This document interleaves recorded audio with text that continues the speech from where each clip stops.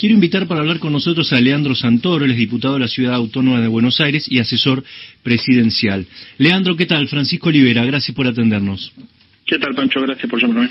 No, gracias a vos. Bueno, veníamos hablando justamente de esto, ¿no? Es una oportunidad, el COVID es una oportunidad, esta situación, más allá de todo lo malo que tiene, pero la verdad es que uno ve el tono por ahí que tienen las discusiones en la política y parece que estuviéramos lejos de eso, ¿no? Sí, yo también lo creo. Y además creo que es un fenómeno mundial. El COVID, lejos de acercar a la dirigencia política y reconciliar a la sociedad con el Estado, polariza a las sociedades. Fíjate que en casi todos los países del mundo, cuando uno le presta atención al tono en el cual se dan los debates y el trato que se tienen los dirigentes políticos a la hora de discutir ideas, es más o menos parecido, es muy elevado. ¿Y a qué lo atribuís? Es una gran pregunta. A ver, creo que están en crisis los partidos políticos, que hay una crisis del Estado social y del Estado de bienestar que todavía no puede ser asimilada. Me parece que esa crisis se le suma a una crisis del mercado. Entonces, por izquierda y por derecha, para simplificártelo, entraron en crisis algunos paradigmas y creo que hay como una suerte de refugio en viejos dogmas para evitar una crisis de identidad mayor. Pero estamos presenciando que una crisis orgánica, podría decirte, porque no es una crisis del sistema de salud. Es una crisis social, económica, política, cultural, donde las izquierdas y las derechas se radicalizan, donde la política se corre para los extremos. Es complejo. Y además creo que hay fenómenos que fueron alterando el clima y el ecosistema político en los últimos 5 o 6 años, que uno puede identificar, por ejemplo, en la aparición de liderazgos como el de Trump y de Bolsonaro, que creo que eso tuvo mucho que ver también, incluso en la política argentina, porque eso habilitó a que determinadas referencias comunicacionales radicalicen sus discursos y eso tenga cierta aceptación social, en sintonía con lo que pasa en países centrales como esto que te acabo de nombrar, inclusive Johnson en el Reino Unido. Creo que la lógica de Twitter también complicó muchísimo la discusión política, porque la política se twitterizó. Ajá. Entonces, para ganar notoriedad, sí, yo lo vengo viendo hace tiempo, para ganar notoriedad y relevancia en el debate público, las lógicas que valen en la red social se empezaron a trasladar al Parlamento y del Parlamento a los medios, y eso me parece que la complicó también. Y por último, creo que también hay una crisis de la academia y de los sectores más intelectuales de los distintos espacios del arco ideológico, que en lugar de tratar de innovar y de profundizar en la problematización de los asuntos públicos, se quedan demasiado en la superficialidad, generando argumentos que sean fácilmente consumibles, fácilmente vendibles, pero que sobrevuelan, digamos, los problemas generales, y entonces a partir de eso es difícil construir cierto consenso conceptual. Muy interesante eso de que se twitterizó, ¿no?, la política. Ahora, cuando vos estás en este momento del lado del gobierno, cuando uno es gobierno, ¿no debe partir de ahí también una actitud? Te pongo un ejemplo. Esta semana se discutió, bueno, la muerte del policía ahí en Palermo, y la ministra de Seguridad dice, bueno, lo que pasa es que lo tendrían que haber defendido mejor los policías de la ciudad, ¿no? Y ahí ya estaba marcando como una disputa entre dos distritos, ¿no? Sí, para mí no fueron declaraciones felices. Pero más allá de esa declaración, que bueno, puede habérsele escapado, digo, ¿no debería partir del gobierno también? Por ejemplo, el acuerdo económico social no fue convocado nunca. Sí, puede ser. A ver, yo soy legislador porteño. Sí. A mí nunca me convocaron para discutir un plan post-pandemia. Por ejemplo, ¿no? Si yo te contara, por ejemplo, cómo se construyen los consensos en la legislatura, te sorprenderías. Te puedo mandar lo que es, porque además están televisadas las reuniones de labor parlamentaria, donde ves cómo se impone la mayoría del PRO en la ciudad de Buenos Aires, para incluso definir los temas que vamos a tratar en las sesiones. O sea, vos decís, Rodríguez Larreta tampoco está dando ese paso, decís, dentro del distrito. No, creo que no hay... A ver, en ningún país del mundo lo estoy viendo. O sea, no lo veo en la ciudad de Buenos Aires, no lo veo en la política nacional argentina, y tampoco lo veo en Brasil, no lo veo en Chile. No está pasando. A ver, tenés razón, pero no creo que se deba a la voluntad de los dirigentes nacionales. O sea, no creo ni que se deba a la voluntad de Horacio Rodríguez Larreta ni a la de Alberto Fernández. Creo que hay algo que está fallando en el sistema, porque si no es imposible que se dé el mismo fenómeno en todos los países. Vos pensá habrás visto seguramente el debate presidencial norteamericano y habrás visto la calidad del debate. Sí. Y habrás visto también que una democracia como la chilena, que era una democracia que se caracterizaba por ser institucionalista, donde se valoraban los partidos políticos, que ha tenido presidentes como Ricardo Lagos, o incluso en Brasil, que ha tenido presidentes como Fernando Enrique Cardoso, donde las discusiones se daban en otro plano, descendieron al barro de manera brutal. Pues es que, no es un fenómeno nuestro. Esto que estás diciendo, Leandro, uno lo habla también con ministros de Alberto Fernández, que todos más o menos dicen lo mismo. ¿Qué es lo que pasa? ¿Cristina en eso rema en contra de ese espíritu? No creo que es un problema de Cristina, porque, a ver, ¿Carrió rema a favor? Y ¿Patricia Bullrich rema a favor? Bueno, por eso. Es que yo no creo que es un problema de las personas.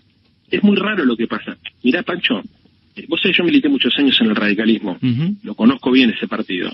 Que el presidente del Comité Nacional haya dicho que su provincia se tenía que independizar del resto del país y que eso no haya provocado una reacción en cadena de parte de los delegados del Comité Nacional del resto de las provincias que lo pusieron a él como presidente, te habla de la descomposición del sistema político argentino.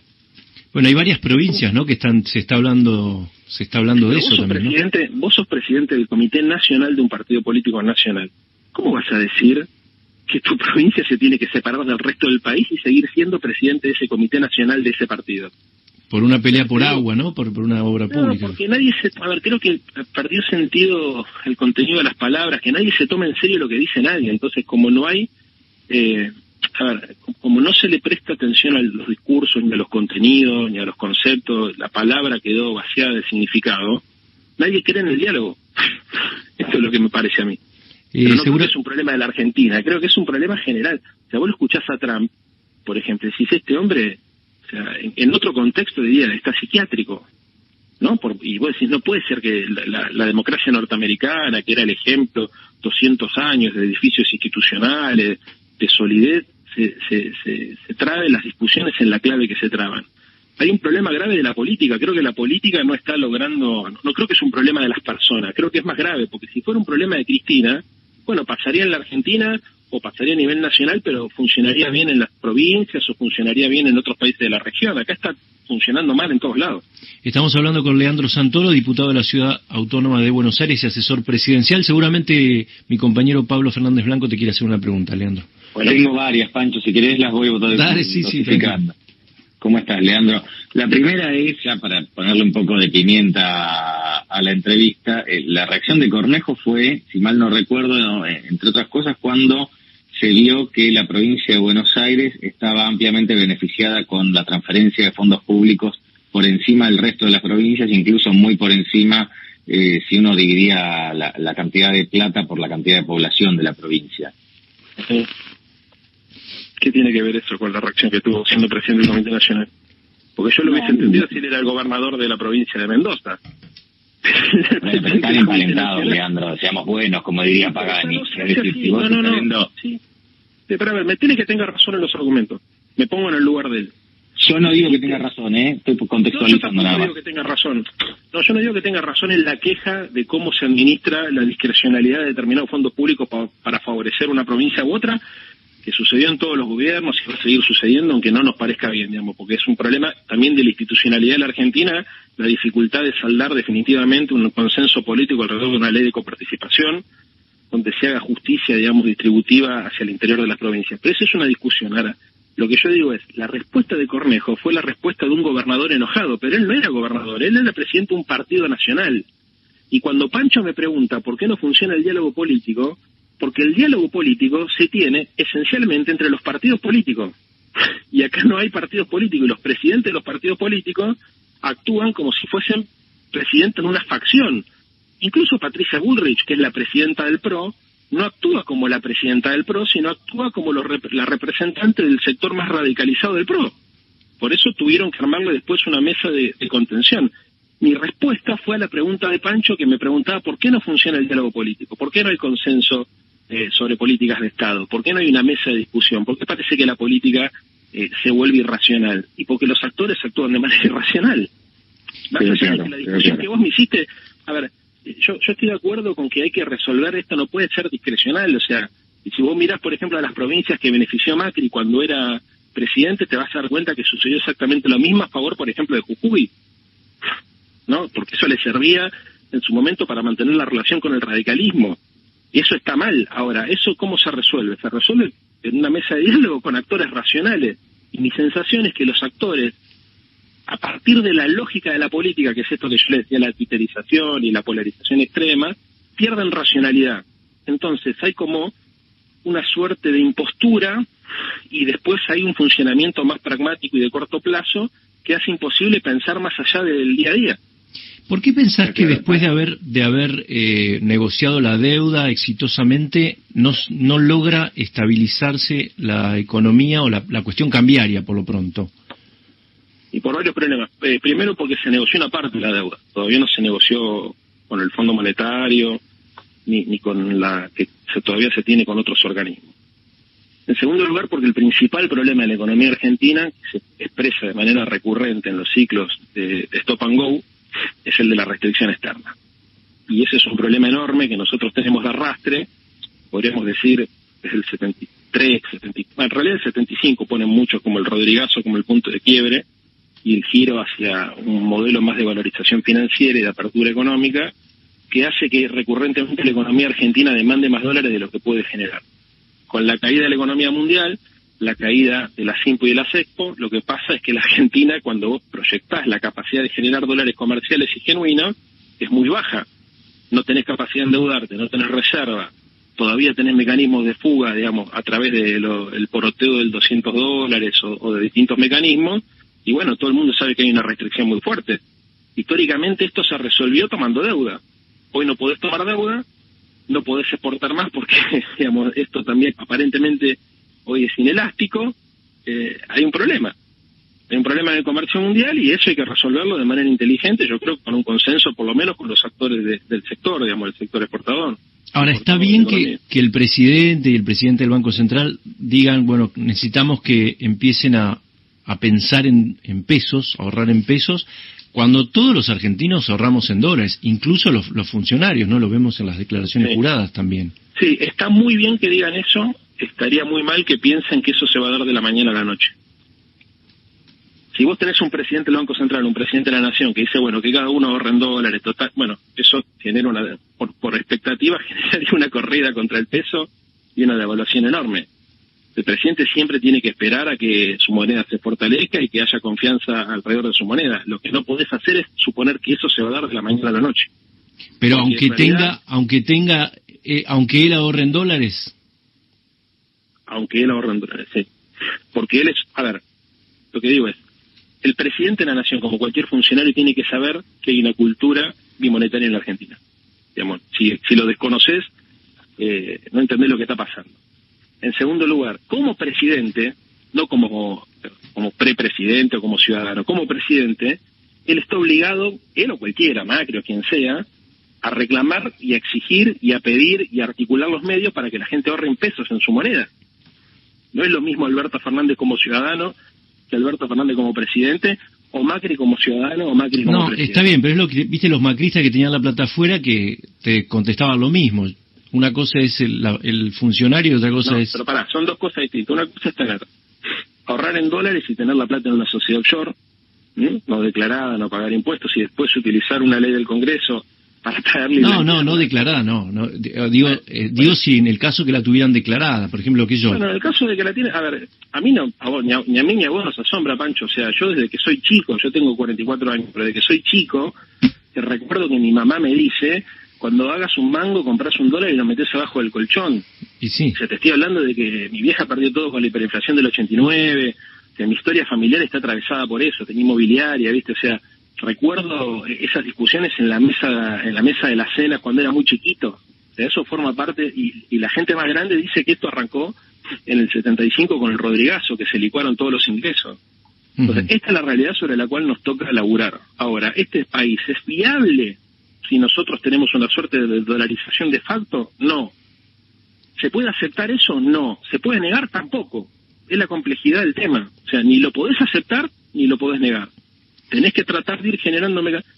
Yo pensaba la vez pasada, yo creo que hay que buscar mecanismos vinculados a la construcción, o a la exploración de recursos naturales que puedan permitir instrumentos de ahorro en peso que sirvan como resguardo de valor. ¿Me entendés? Pero ahí hay que poner mucha creatividad y hay que tratar también de laburar en el tiempo en cambiar la cultura. O sea, el presidente no puede decir, mire muchachos, todo el mundo tiene derecho a ahorrar en dólares porque no hay dólares, y todo el mundo fuese corriendo a dolarizar todos los recursos que tiene, el país estalla. Y lo que yo te estoy diciendo, mira, el problema de fondo es que las políticas neoliberales o las políticas ortodoxas no tienen margen social ni político para poder discutirse en serio en la Argentina. No hay margen para eso, para hacer ese tipo de liberación, porque eso generaría un shock social.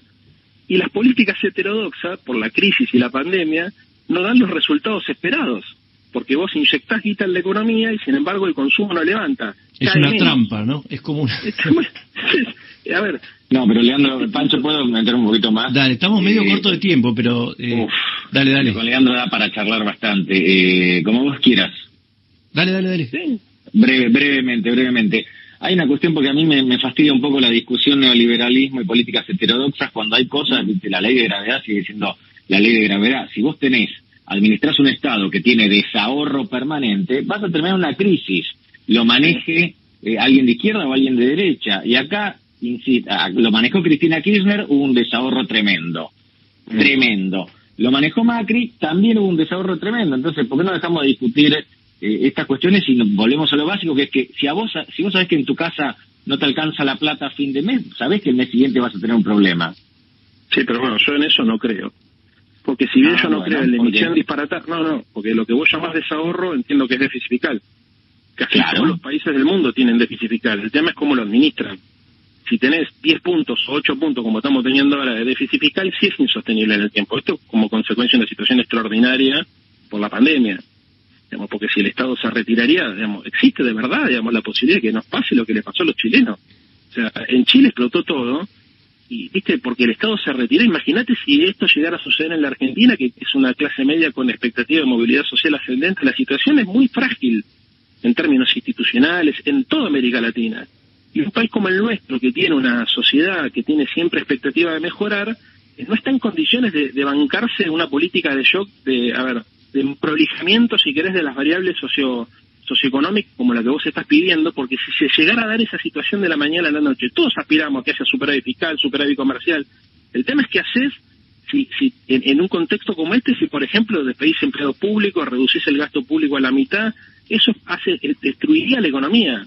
Entonces el punto es ni una punta ni la otra. O sea, ni decir, viste, vamos derecho al déficit cero, porque ya le vimos lo que le pasó a De la Rúa, por ejemplo, con eso y cómo terminó, ni tampoco decir, emitamos total el déficit fiscal, es una ficción contable. No, hay que ir buscando un punto intermedio. Y cuando la economía crece tenés que ir prolijando las cuentas.